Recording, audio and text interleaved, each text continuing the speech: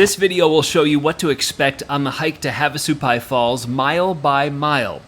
Now, depending on where you park, if you stay at the lodge in Supai, or where along Havasu Creek you set up your campsite, the distance will range. The hike could range from 8 miles to 11 miles, depending on those factors.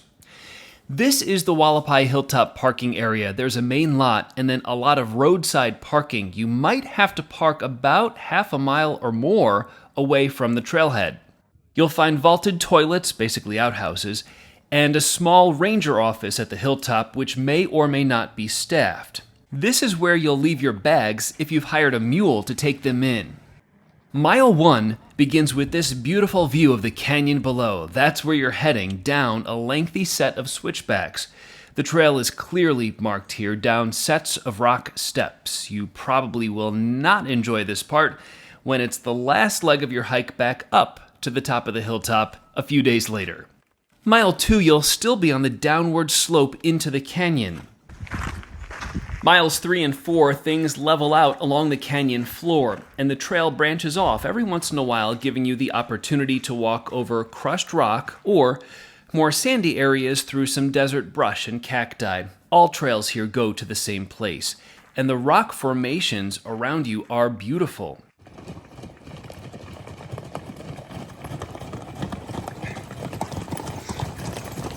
And your walk will undoubtedly be interrupted at times by mule trains going by carrying luggage for tourists and deliveries for people who live in the village of Supai.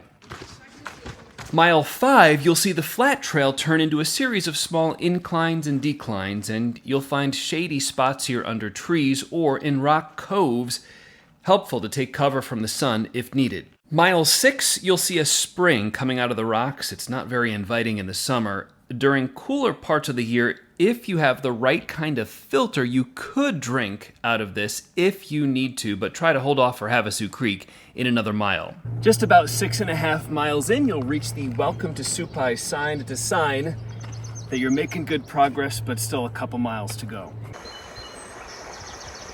Just down the trail, you'll get your first glimpse of the clear blue waters of Havasu Creek. This is where you can fill up your water bottle, again, if you have that right kind of filter. Mile 7, you'll feel the air temperature cool as you continue hiking creekside. It is a welcome relief, especially on a hot day. And from the bridge, it's not far to the village of Supai, where, as the signs say, photography is not allowed. Supai is about the 8-mile mark on the hike, and this is where you'll wind up for the lodge if you're staying here. You might also find the market and cafe open for a snack or drink.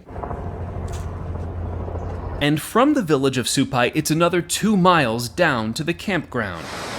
Around mile 9, you'll see the tops of waterfalls to come visit later, like 50-foot Falls and Little Navajo.